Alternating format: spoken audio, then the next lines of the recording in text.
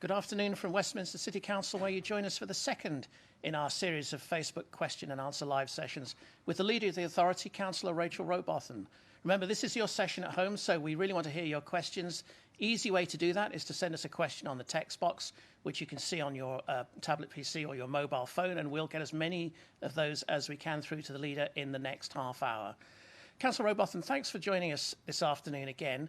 When we met last, it was April 17th, 6 or so weeks ago, and we were arguably living in a different place then with the epidemic perhaps at its height and all the grim headlines that brought. But now we see schools reopening, some businesses reopening. Do you see signs of optimism in Westminster of a recovery? Yes, well, first, I'd actually just like to take this opportunity to thank everyone in Westminster who has volunteered, either for Westminster Connects. We've had over 3,000 people who've registered on our website and are carrying out thousands of things every week to support people in our communities, but also everyone else who's maybe just checked on their neighbour or whatever. It's been a really fantastic effort through this period.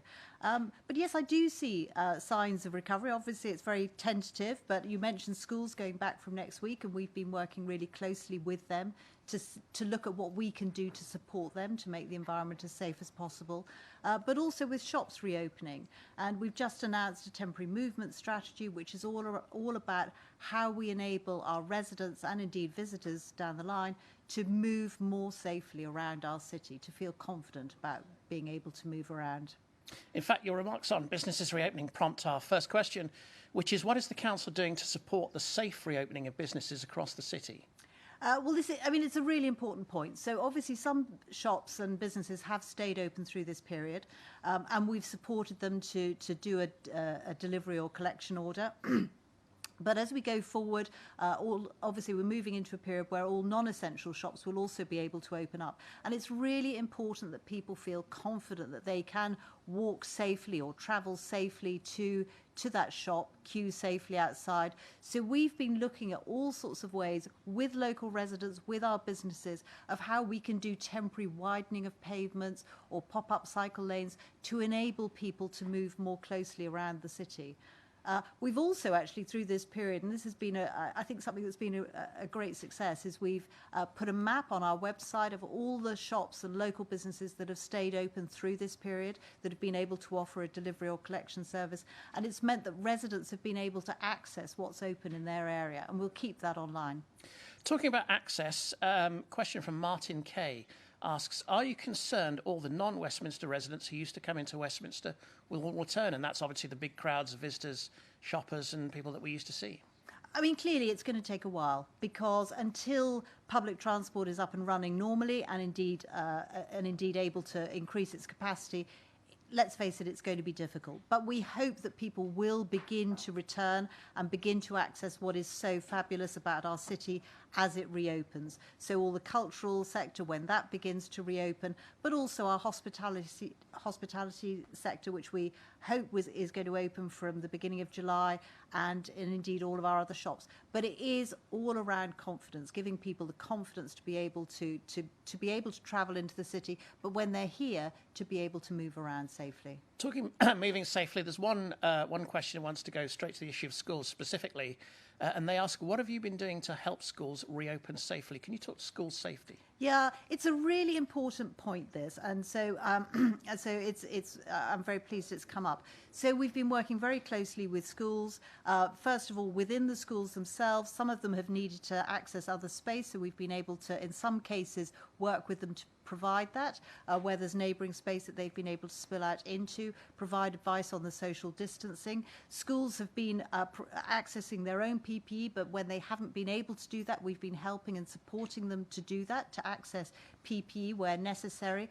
But we've also looked at where schools have asked us this, and also with parents, safe school streets. So this is temporary closures of streets for a small period of time at drop-off and also collection, where we'll literally very temporarily just put cones around the roads to shut off the roads around the school so that parents can safely walk their children to school. So these are all things where we're working with schools, and we will continue to work with schools and indeed parents as we go through this period as schools start to reopen, and do everything we can to ensure the safety of children going back to school.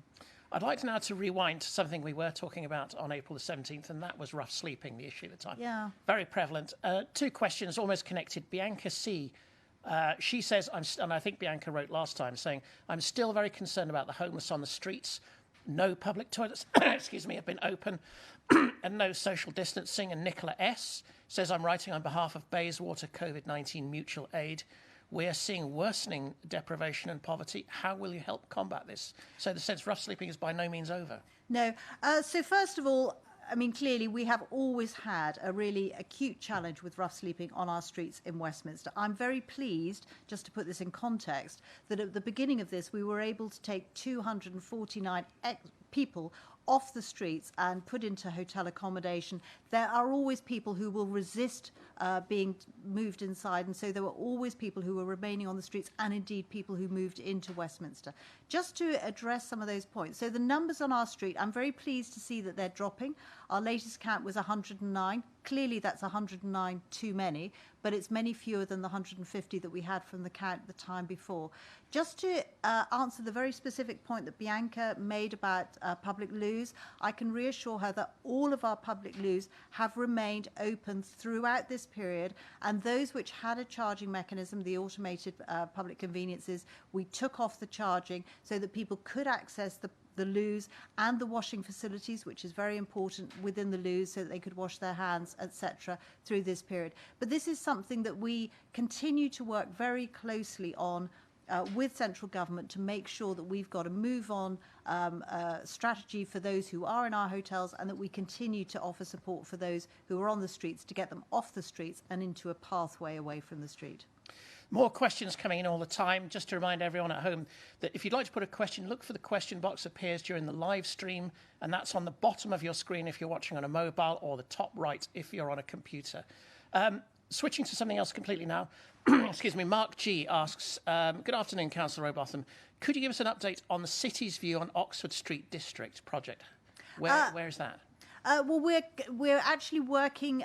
We've reactivated all the work around Oxford Street District, and we're working with our communities. We'll be working with our communities and our businesses around this. I think it's absolutely right that we review this in the light of what's happened, to be as ambitious as we possibly can, but also to take into account the situation that we've had in this period, and how that might affect traffic movements, etc., across the district. But we have very ambitious plans for the area. We want to work with our communities, with our businesses, but it's not just the street, it's for the whole of the district, and I'm confident that we can deliver something that will be very ambitious, that will incorporate the latest in terms of smart city technology, and that will be something that is wonderful for residents but also for visitors.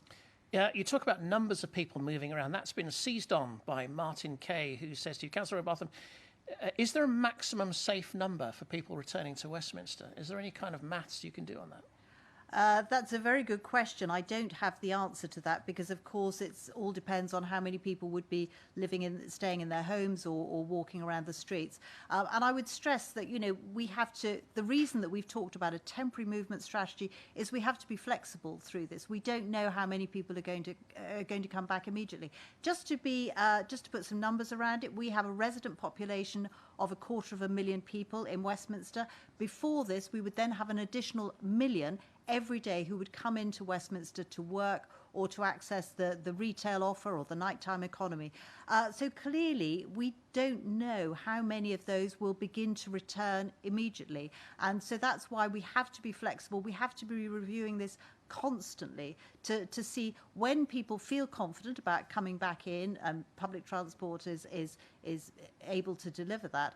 How are we going to respond and move our strategy to actually reflect that? So I think we have to be flexible, we have to be on the front foot with this, and we have to make sure that however many people are coming back and moving around in the city, we need to do everything we can to enable them to move safely. And talking about allowing people to move around, intriguing question from Vivian C, who says, will you ensure that non-essential retailers on busy streets will not open till 11 a.m. to allow local people or the vulnerable to shop for food? So is there a kind of two-speed shopping that you could allow? I think that's quite a difficult thing to navigate, because in terms of which would be non-essential and which would be essential, etc. But I think what I would say in the round is that we need to make sure that what we do is to enable anyone to access any street safely and to look at the distance markers. But what I would say throughout all of this is that if there are particular issues in people's communities and their local areas where they feel there's a pinch point, they need to get in touch with us, and we're very happy to work with local communities to see if there are things that we can do to make particular areas safer. There may not be. It may be that for various reasons there are problems with what someone suggests, but we're really keen to hear from everyone about their local community if there's something that they think would help. Numbers coming up again. Councillor Vivian again saying Oxford Street and similar retail streets will be packed with people. Exactly how is social distancing going to be enabled? And this is the million-dollar question emerging this afternoon. How, with these busy packed streets, how do you do it?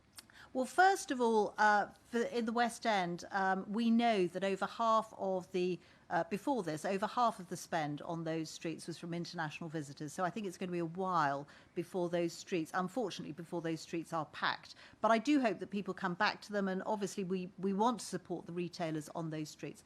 What we've announced is, just a couple of days ago, and we'll be enacting this weekend, is a temporary movement strategy which will see us taking an extra lane of traffic on Regent Street out of traffic, as it were, to enable pavement widening and cycle lanes so that people can walk more safely around there. And we also have plans on Oxford Street to take out the pull-ins, once again to widen the pavement so that people can more safely walk along the pavements and movement through that. All of the temporary movement strategy, I should stress, all of the schemes that we've announced in phase 1 are on our website, so do please look there. But this is a rolling programme, and we'll be looking at other things as we go forward. Can we keep on the movement strategy? Because several of our questioners have asked, particularly about disabled or elderly people, and they're saying, how are they going to move around safely if there are changes to bus stops and other temporary changes? So it's how do they navigate your new streetscape? It's a very good question, and it's important to stress that we've absolutely taken into account all of the bus stop accesses through this. But it's a very important point, and we believe that we've taken it fully into account. But if there are, once again, if there are any specific areas where people feel that it's made it more difficult, please, we want to hear about that. So we'll be looking at that for ourselves, but we want to hear about that. We absolutely want to make sure that anyone with a disability is able to move equally freely around the city, and we hope we've addressed that. But if we haven't in some specific cases, please let us know. Well, we've been talking a lot about transport and businesses so far, but let's get back to your residents, because 2 questions have come in really about their welfare. First one, take them in 2 parts. First one, how about financial support for children and local families? Allied to that, what's being done to help people who have no savings and benefits won't cover their rent? How are you going to stop more homelessness? So this is welfare of those who may have suffered in the last few weeks. First of all, we're looking at a whole strategy around how we, more widely on the first point, about how we can support people through this. So that will be help around employment and all sorts of other things that we can do to support our residents. We know this has been a very tough period for many people, so there's been significant more pressure on household budgets, and we're looking at a whole range of things that we can do to support people, signpost them to help wherever possible, but also to support them with employment opportunities and other things through this period. And in terms of housing, it's been very clear through this period that no one would be made homeless, and certainly if it's in any of our own stock or anything around housing where someone fears that they might be made homeless, then they need to contact us, and we'll look into on a case-by-case basis. And in terms of people coming into the one question comes says they don't live in London, but they're a regular visitor to the West End. They like to go to the West End. And again, Councillor, perhaps no surprise, this safety point coming up again and again. How do you keep the buzz, the traditional excitement, the buzz of an area, let's say like Soho, with us all surgically 2 metres apart? It's a very good question, and can I say first, I hope they'll continue to come into the West End. It remains a fabulous place. Clearly, slightly different circumstances at the moment. It's a very good question. We will do what we can, and we're working with our hospitality sector, and certainly in areas like Soho, Chinatown, etc. We're looking at what we can do. We need to work very closely with the resident community in those areas as well, because obviously it's got to be something that works for the resident community as well. We're very clear these are short-term measures, but still we need to have the resident community working with us. And I hope that we can replicate some of the vibrancy and life of the West End, even with social distancing. Clearly, we're going to be operating in a slightly different way for quite a while. But I hope that we'll be able to encourage people to come back to experience some of these wonderful businesses and venues that we have in the West End, albeit that they'll be enjoying them in a slightly different format than they did before. A couple more questions in a moment, but just to remind everybody at home that you can ask a question using the box that appears on the live screen. That's in the top right if you're on a laptop table computer, and on the bottom of the screen if you're watching on a mobile. Back to rough sleeping and homelessness, again, which is a prevailing concern of people writing in this afternoon. Questioner asks, what's the long-term plans for homeless as you can't sustain people in hotels week after week? And I think the sense of that they're saying is, do we, in many things, return to normal? Unfortunately, does the rough sleeping population just go back to the streets? It's a very good question, and can I reassure the person who asked this question, and indeed everyone else who's listening in, that we have been working at pace on how we address this, and working very closely with the government, because clearly this isn't just a Westminster issue, this is a national issue, because so many people from elsewhere end up on Westminster streets.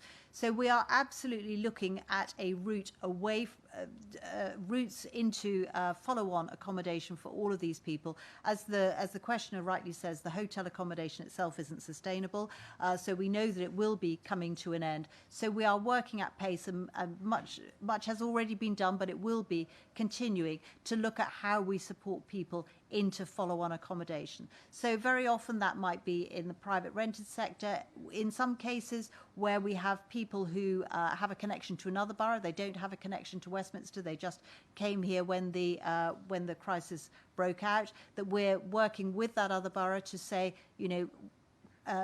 what can you do to support this person into housing in your area? So there's a whole variety of things that are going on at the moment. It's a huge piece of work. As I mentioned, we have a lot of people, additional people that are in the hotel accommodation. So it's a very significant piece of work that we're doing with St Mungo's, our provider, and also very closely linked to government to make sure that these people don't end up back on the streets.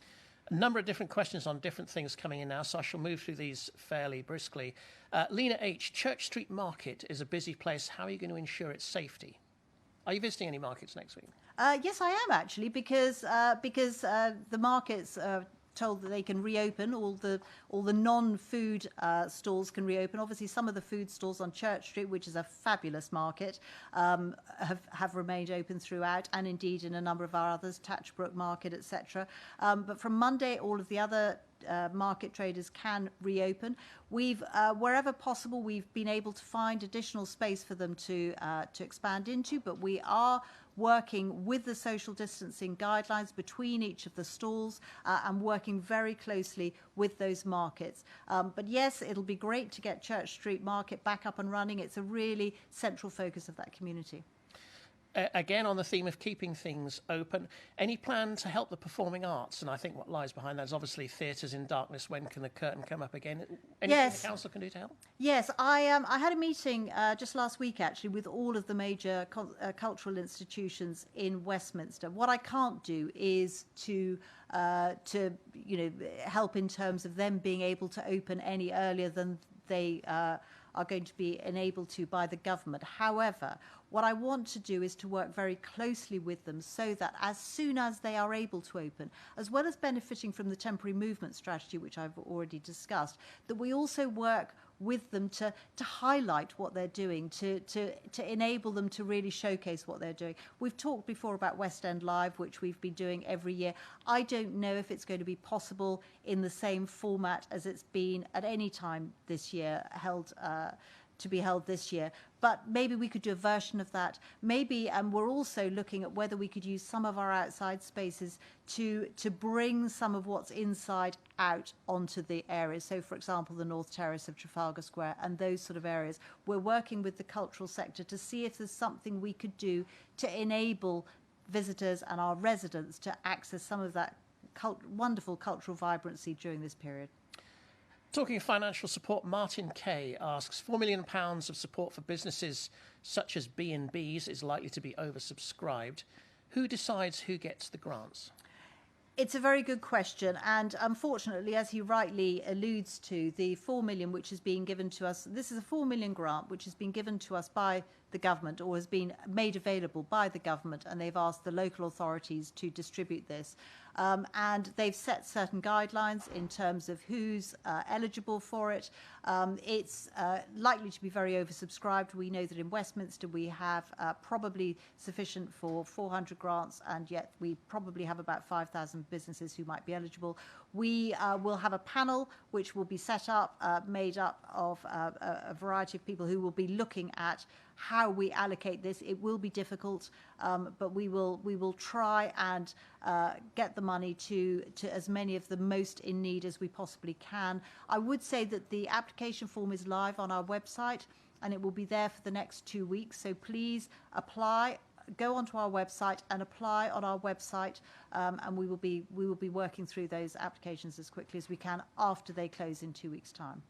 Well, let's keep on finance of a kind with our next question from Jane S. TfL has increased the congestion charge. How can the council help residents who live here? Anything you can do about that congestion charge?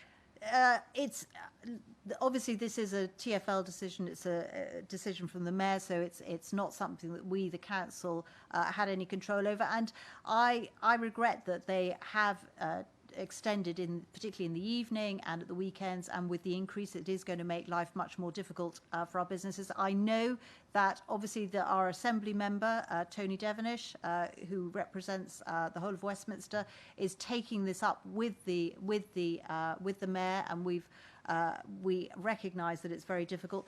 They have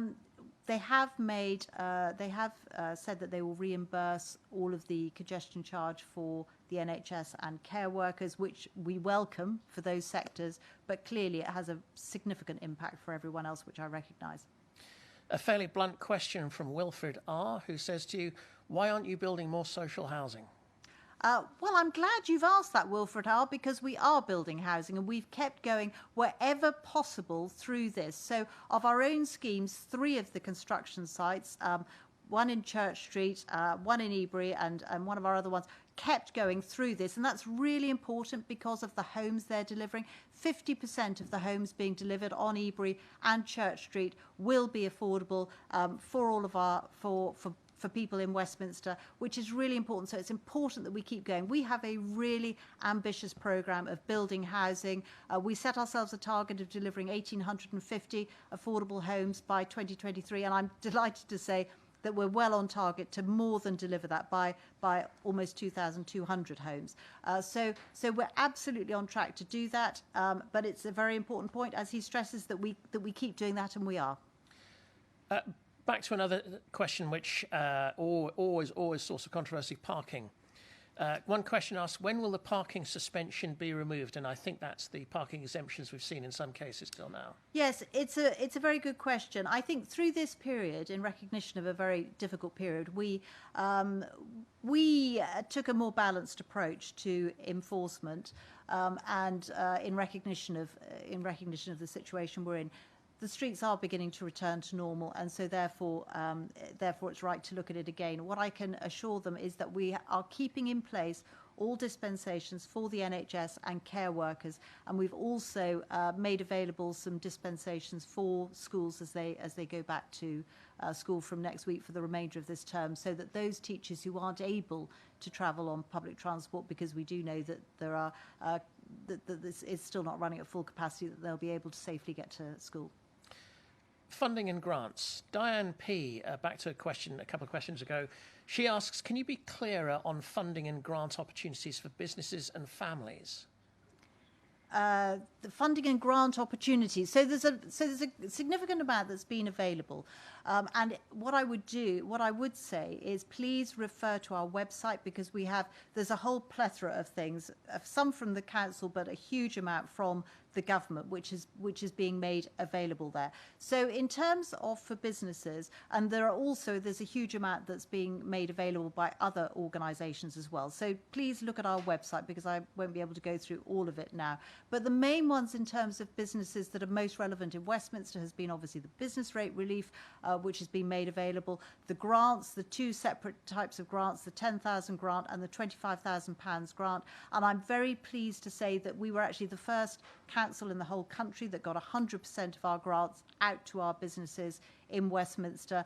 The discretionary grant that has now been mentioned, that was just mentioned by the previous caller, is 4 million, which has been made available to us for certain sectors like B&Bs and some charity organisations, but all of the guidelines are very clearly set out on the website.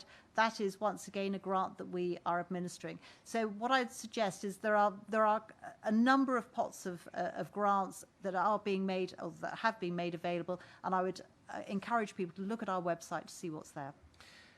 Last word, you use their website, very relevant to our next question. Natasha M says, we're obviously talking on a digital platform. Natasha M asks, when councils become responsible for enforcing local lockdowns, how will you ensure effective communication for those without digital access? It's a very good question. We've actually tried really hard through this period to do as much as we can. So we have made available hundreds of laptops to some of our more vulnerable children, so that they can access their lessons and also social contact, which is so important for children. And there's a wonderful story in the West End Extra this week about one little girl's experience of how she's been able to access contact through a laptop that she was given from the council. We've kept some of our libraries open for IT access, so that people can go there not to access the library services themselves, which they're not able to yet, but to access IT equipment. So Pimlico Library and also Church Street Library have remained open for people to access IT through this period. One thing, a question back to the streets, one thing we don't want to see the return of is pollution and dirty air. But one questioner makes the point, pollution makes people more vulnerable to COVID-19. How will Westminster City Council maintain quietness and clean air in West End busy streets? So you want all these people back, but you want the air clean. Councillor, how are you going to manage that? Well, we do want people back, but we want to use this opportunity perhaps to accelerate some of the things that we've already been doing. We know that we are already the borough in London with more electric charging points than any other borough, and we are rolling out more. So we want to encourage people where they are using cars to use electric cars. So that really helps with pollution. And we also want to encourage people to be able to walk and cycle safely around our streets. So that's also part of this movement strategy, but also looking longer term about how we can do more to enable those sort of forms of transport. And I'd also like to say that I think another thing that I want to take advantage of through this is to look at whether we can do more to consolidate some of what I would call the other transport on our streets, so freight deliveries and commercial waste collections. Is there more we can do to consolidate that transport, to take more of that off our streets, reduce that, so that we've got more capacity to actually open up our streets for pedestrians and people to move more freely around? Question slightly related, certainly, to the green agenda and the environment. Questioner asks, what plans do you have to improve recycling further? It's a very good question. And I think, I have to hold my hand up and say that as a borough, we aren't doing nearly as well as we should on recycling. So we have significant programmes. Please watch this space for how we can do a campaign to really educate people and inform them of how they can do more to recycling and really push up our recycling rates. I hold my hand up, until my daughter, my 20-year-old daughter, started castigating me some years ago, about what I should and shouldn't be doing about recycling. I didn't actually know what I should be doing. So we want to run a campaign to help inform people about what more they can do, because the question is absolutely right, we should be doing more. That's pest to power in action. Exactly, it certainly is. A question from Shafiqa R asks, as a vulnerable and shielded resident, Are we going to get extra support for housing? And the question makes the point they can't go out and look for an apartment. So for those vulnerable and shielded and looking in search of new housing, anything you can do? Well, I think I don't know her particular circumstances in terms of where she is on the housing market, but please get in touch with us, get in touch with our housing option service, because we absolutely want to help people. We understand that there are very significant difficulties at the moment. There's significant difficulties also about being able to move. So we have to, we are starting to be able to relocate people, but it has to be done very carefully and in a socially distanced way. So there's difficulties about people moving housing. But if she has a particular problem or query, please get in touch with us and we can look at how we can help her. And that, I'm afraid, brings us to the end of our time with questions. But I wonder, Councillor Robotham, can I ask you to sum up with a future-gazing thought? If we're here again in 6 weeks' time, as I'm sure we will be discussing these issues, what is Westminster going to look like, and what changes do you expect to see in what is obviously a very fast-evolving situation? That's an interesting question. It's difficult to use a crystal ball, but I hope in 6 weeks' time we will begin to be seeing things really getting back to life. It may not be back to as it was before, and it may not be back to the full extent, but I hope that our shops, our high streets will be open. There'll be no more boarded up streets. I hope that our hospitality sector will be able to be operating so people can go to the pub, to the restaurant, to wander around. And I really hope that we will have a route path to opening our cultural institutions and all that makes Westminster so special. So I really hope that in 6 weeks' time that we'll be sitting here saying, have you been over to see something in the West End or whatever, or have you already started planning to be able to get there? Councillor Robotham, there we must leave it. Can I say thank you for your time? And can I say thank you for everyone at home who sent a question in? Apologies if you sent a question in and we didn't manage to get it, but as the leader has just said, we will be back taking more questions in this format soon. But until that point, from us here at City Hall this afternoon, good afternoon.